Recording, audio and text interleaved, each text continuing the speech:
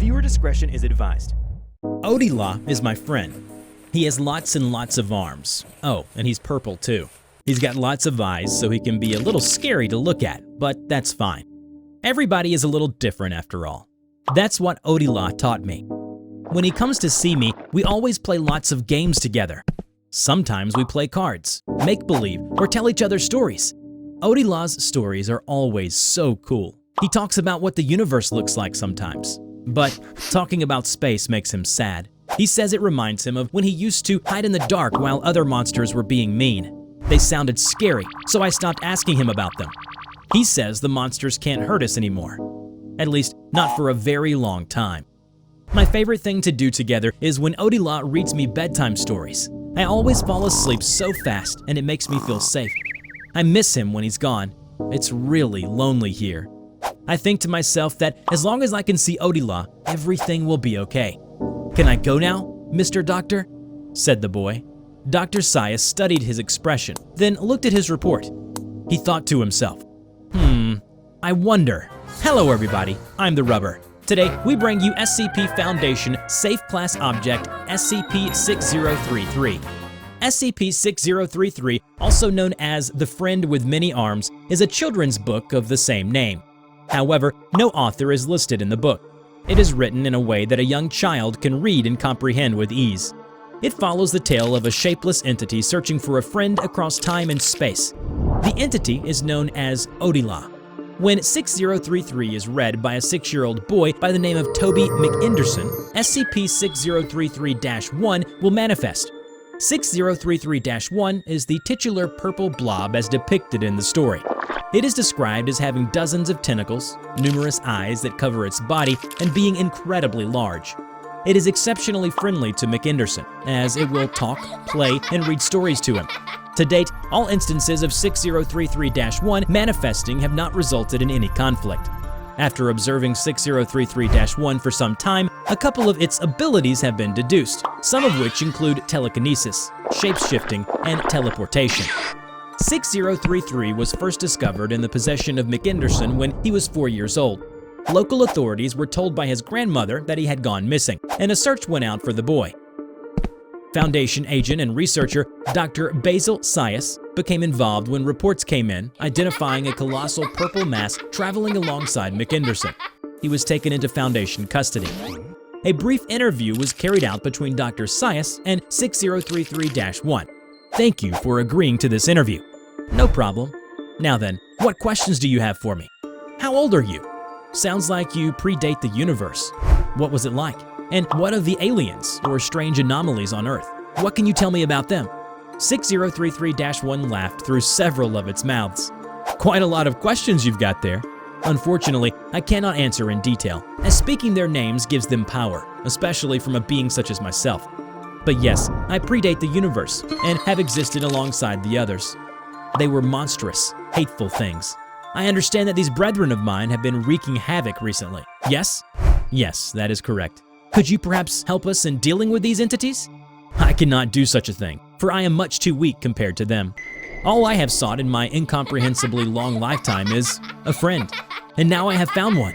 It was then falsely assumed by the Foundation that McInderson possessed the power to summon the anomalous creature.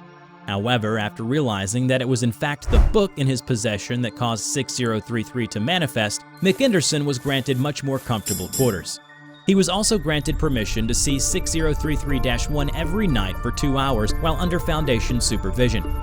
Dr. Sias arrived at McInderson's bedroom with 6033. The boy looked up from the building blocks he'd been playing with and ran over to Sias. He took the book and opened it, with 6033-1 manifesting as expected. The entity glanced over Sias and towards the observation window. "Odila, good to see you, boy. Now, why don't you head over to your bed, and I'll read you a story. I finished writing a special one just for you." McInderson perked up and hopped right into his bed while 6033-1 undulated towards it, with several eyes fixed on the observation window. Now then, let's get started. 6033-1 extended a tentacle towards the bedside table and picked up 6033. It opened the book and began reading.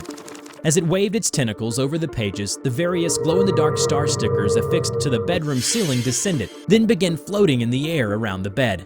Once upon an eternity, there lived a lonely creature named Udila. 6033-1 waved and dust floated from the page. The room went dark as the dust hovered in the air and formed an image of the entity. It then waved its tentacles through the plastic star stickers. They glowed as they gathered, forming a single large star. The image looked up at the star. "Will you be my friend?" Udila asked the star. "I cannot," said the star, "for I might burn you up." Aw, that's sad. Sad indeed. But it understood. Maybe I'll never find a friend, it thought. Then the image fell over and cried.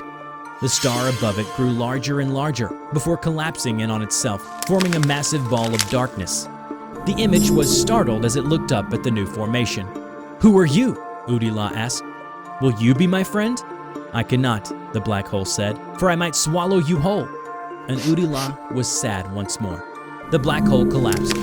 6033-1 moved its tentacles in circular motions, and the stars in the room began morphing into various nebula and cosmic bodies. A blue marble appeared. Eventually, Udila came across a little blue planet. It was surprised, as it had never seen something like this before. It wasn't large like a star or hungry like a black hole. "Who are you? Will you be my friend?" Udila asked. However, the planet did not respond. A framed photograph of Mr. and Mrs. McInderson floated over towards the image. Several stars attached themselves to the frame. The universe itself saw Udila, though, and responded. "What's wrong, Udila?" the universe asked. "I have no one to call my friend," Udila responded sadly. Then, several stars began to wrap around the image. "No one deserves to be alone," the universe said as it embraced Udila. "Down there is a planet called Earth, and on that planet is a little boy who is very dear to us. He's very lonely, just like you, and he needs a friend as well. Find him and take care of him for us," said the universe. Udila knew what to do. He began working on a special book and sent it down to Earth where the boy would find it, and he did. They quickly became the best of friends and were never lonely ever again. The universe itself had brought them together. They're in a special place right now. Although it can be a little cold sometimes and even a little scary, but there's a lot of people out there who will take care of them both. No matter what, Udila and the boy will always have each other. Together, they'll live happily ever after. 6033-1 glanced at McInderson. He was already fast asleep. It closed the book gently and placed it on the bedside table. It then produced several tentacles and carefully tucked him in. "Good night, Toby," said Udila. It glanced towards the observation window once again, then demanifested. "I think as long as I can see Udila, everything will be okay. Can I go now, Mr. Doctor?" "All right, boy, you may go now. Thank you for your time."